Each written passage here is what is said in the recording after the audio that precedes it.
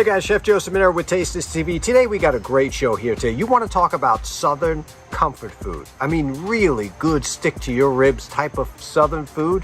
Well then you've come to the right place because I am now doing two recipes that I'm going to show you today. One is going to be my classic peach cobbler that's just to die for.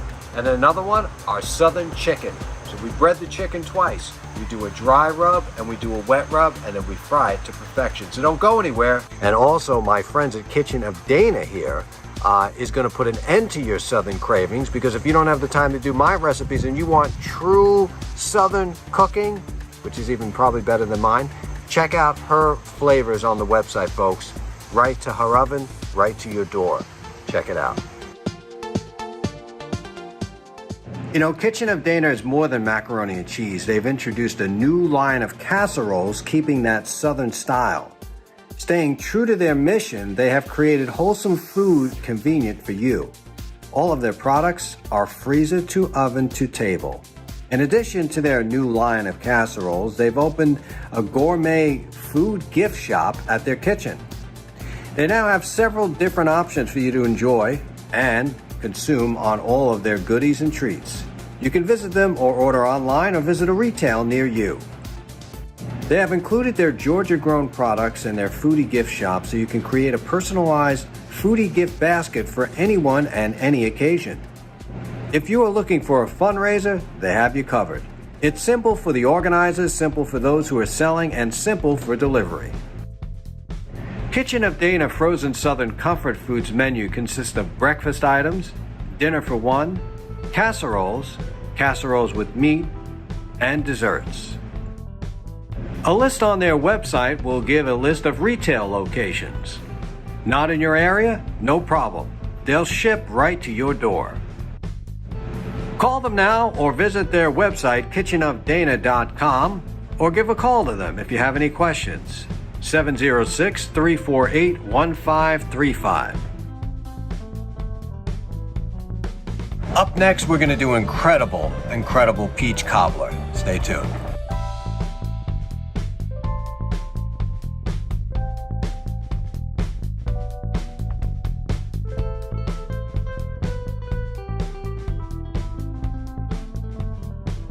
For the peach cobbler, what we're going to do is start off with 1 cup of all-purpose flour.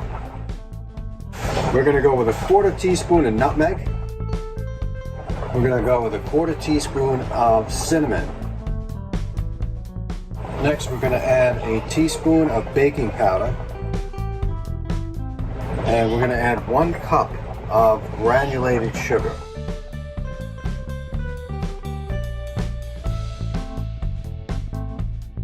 A little bit of vanilla extract. We're probably going to put a 1/4 teaspoon of that in there. We're going to add 1 cup of milk.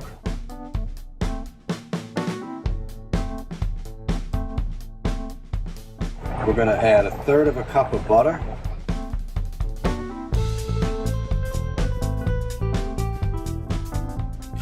You want it to be the consistency of pancake mix. You just want to really mix it up. If you're not going to use a KitchenAid or a whisk or something like, you're going to do it with your hand. You want to make sure that you get all the lumps out of there. All right, now we're going to put this inside the bottom of the casserole.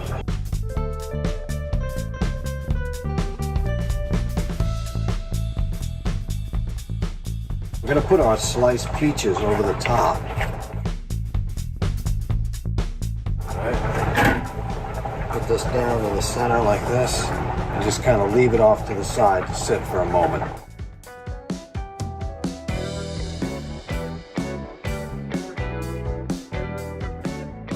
Okay, next what we're going to do with these peaches is we're going to quarter them. I'm going to take them off the pit. Again, you don't want them too thin, you don't want them too thick. But these are definitely the perfect consistency when they have a little bit of a push in the skin. They're perfect. You know, that pit can almost come out without any problems. It's perfect. Leave those there. We're going to be sauteing these in a little bit of lemon zest, lemon juice.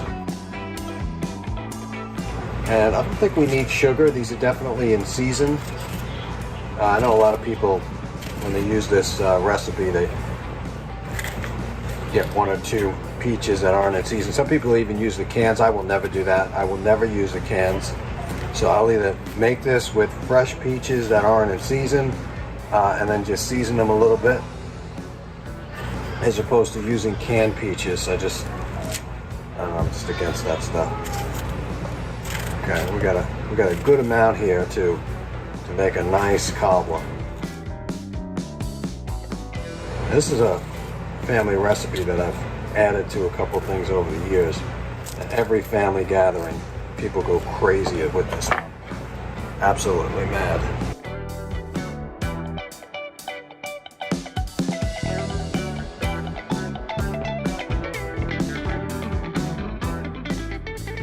So we got our peaches in there. We added 1 teaspoon of honey. Next, we're going down with a half a lemon juice.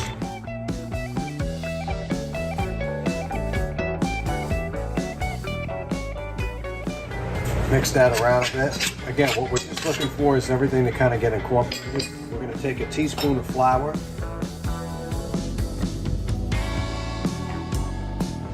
We're going to dust that over the top. Give that a mix. Again, we're not looking to destroy the peaches at all. We still want them in this shape. Now we just created a nice sticky consistency where the lemon and the honey will stick. We're going to cut off the flame, bring it back over and put it on top of the incredible topping that we're going to be making. We're going to bake this together all at once. Let's head over.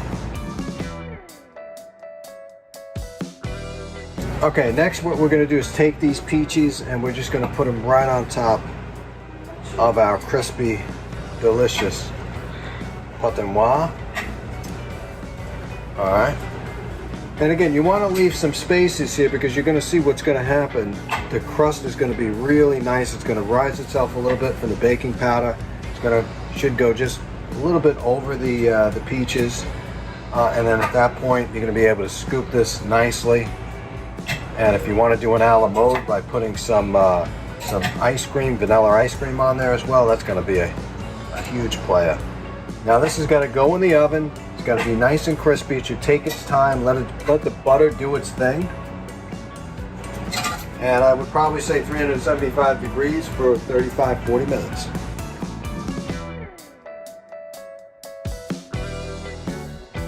Now our next recipe is going to be fried chicken. Now the traditional southern fried chicken, or at least a Kentucky fried chicken, is what most people know, but a true southern fried chicken has 2 different kinds of breadings. They have a dry rub, like a dry breading, and then they have a wet breading. And then they take that and put them into another flour mixture and then deep fry, usually in canola oil, peanut oil, what have you, but a very hot oil. And you get the most incredible, succulent taste of southern chicken that you've ever had in your life. Now, if you don't have time for my recipes, you can check out Kitchen of Dana. And Kitchen of Dana is going to have you set up with some incredible southern fried foods for yourself. These frozen, delicate meals are shipped from their oven right to your door. So check them out, Kitchen of Dana.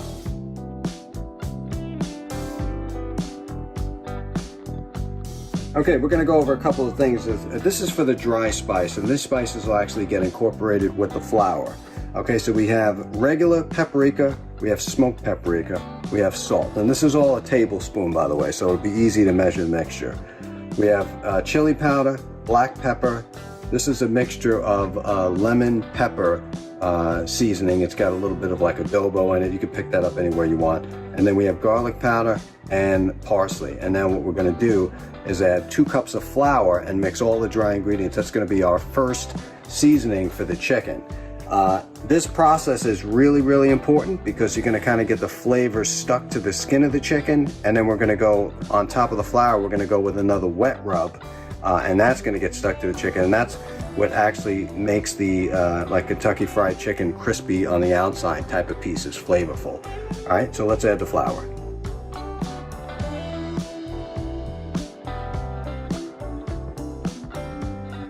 Okay, so we're going to put the flour in there. We're going to mix,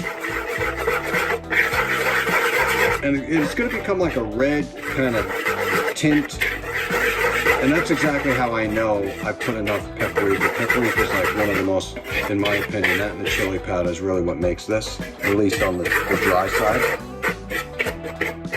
And so the plan is going to be that we're going to dredge this flour with the chicken on both sides, and then we're going to make a wet rub as well. Now, variations of this dish, you really, if you want a little bit more heat, you can throw in some cayenne pepper.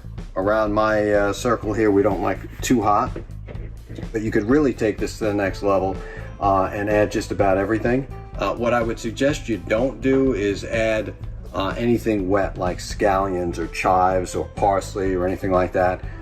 Only dry ingredients for this first time around, and then we'll show you a little bit of a wet rub, which will consist of some soy sauce, some ketchup, some mustard, and that'll adhere it to the chicken as well. So let's take our cut pieces of chicken that we're going to do momentarily, and we'll put them in the dry ingredients first. Okay, so we're going to cut basic pieces out of the chicken. We'll quarter it. We want to get eight pieces out of this chicken. And if you want to take it to another level and just slice down here as well, you can do that. I do recommend smaller pieces. I don't know, I just think it's less on the frying time, and at the same time it'll cook the chicken a lot better. It will get crispier. And this is a roasted chicken. If you notice, this thing is huge. And you know, the tender chickens, what they call it, the younger or the yearling, they'll be a lot smaller than this. So on the breast side too, I mean, you can cut down the carcass here, which is fine. Sometimes I like to do just the breastplate, but I'll just cut that down like that, and then we'll be able to just take it off at this point. Same thing with the wings. I generally like to just get that wing tip out of there, and then that's nice, and you know, you got a good piece of the wing over there to kind of get busy with. Again, cut the tip off. Comes right off, and that's what we're looking for. There's really no need to use a lot of the back here, the spine on the other side, because we're not really gonna be doing too much with that. So what we're gonna do is just take the breast like that. There's a little bit of a bone. We're gonna cut that, and we want to try to make sure that it's got some fat, because that's what's gonna help us with the flavor. I'm gonna take the breast on the other side as well.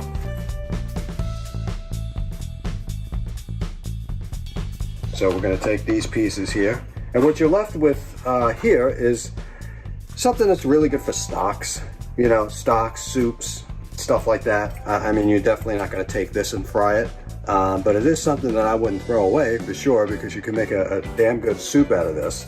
But either way, let's take these chicken pieces and dredge them in the flour.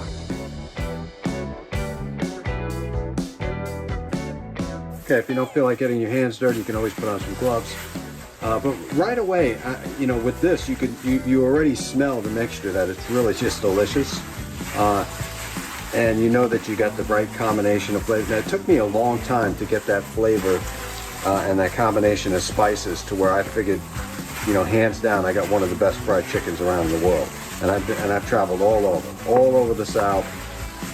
You know, people say, oh, buttermilk this, buttermilk that. You don't need buttermilk if you follow this recipe. I would go to Kitchen of Dana, I would get some of my chicken tomorrow, but you know, I don't believe that the buttermilk makes a huge amount of difference. Okay, and that's just going to sit there, and now we're going to make the wet rub, and the wet rub is going to be put all over this chicken again. Then we're going to flour it again, and then we'll finally get to fry this baby.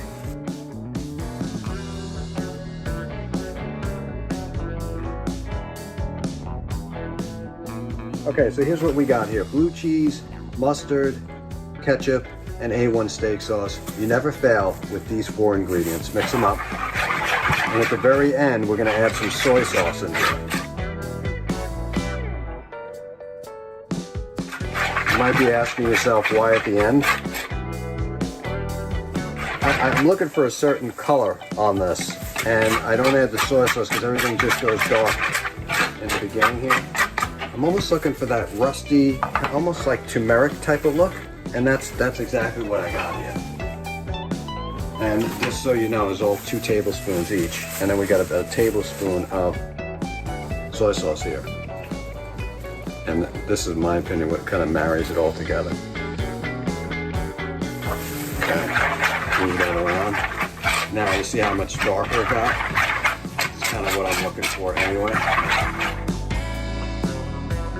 Okay, now we're going to take our chicken. No right or wrong way of doing this, just throw it all in. I'm going to mix it up. And the smell already that comes off this is like, oh my God. And you see how it gets wet again, but the mixture, the dry ingredients don't come off. They really just stick to it more. Now, we basically got all the chicken here, and there's no more liquid, so everything went to the chicken. And this is all good for one bird, of course. But now we're going to take this and we're going to put it into more flour, just regular flour this time. We don't have to season it again. There's always going to be a little bit of seasoning in there as well.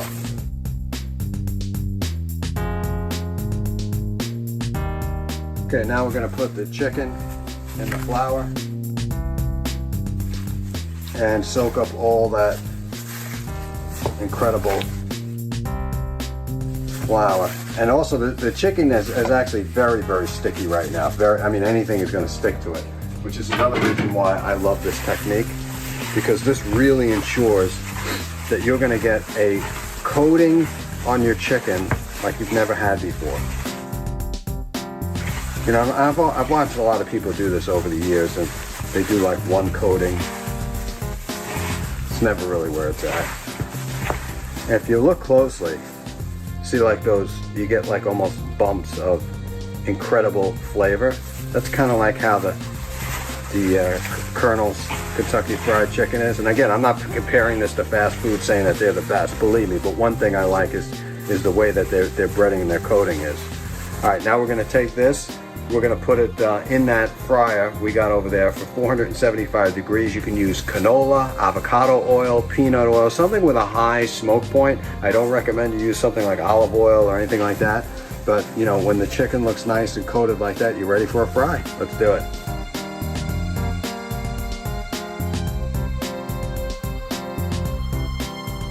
Okay, this oil is just about ready to go. I mean, look, you could use a thermometer. I never did. I just put a little piece of chicken fat in there, and when it kind of gets to that point where it sizzles rapidly, then I start to add my chicken. I try not to put no more than 3 pieces on at a time, and I really like to try to cook it as much as I can to the point where you think it's going to get like a burnt taste, and then I finish it in the oven just for a couple of more minutes. Sometimes I'll glaze it with a little bit of honey. I'm not going to do that with this recipe. So let's go down with the leg. We got a breast and a thigh.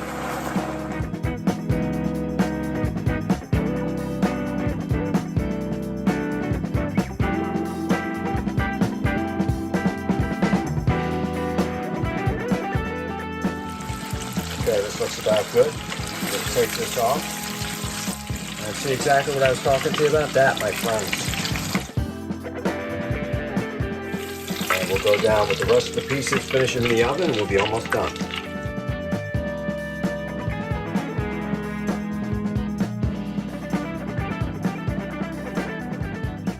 Here's what it looks like, the fried chicken.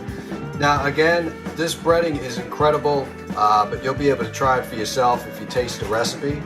It's just the right amount of ingredients here. Nice and crispy.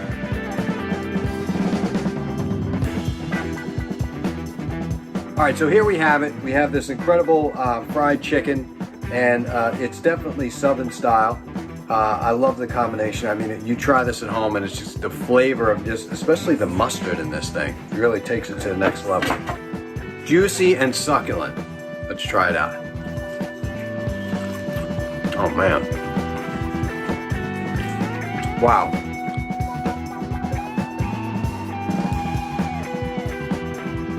Perfect flavor. And if it ain't messy, it ain't right. Really, that's the name of the game here. All right.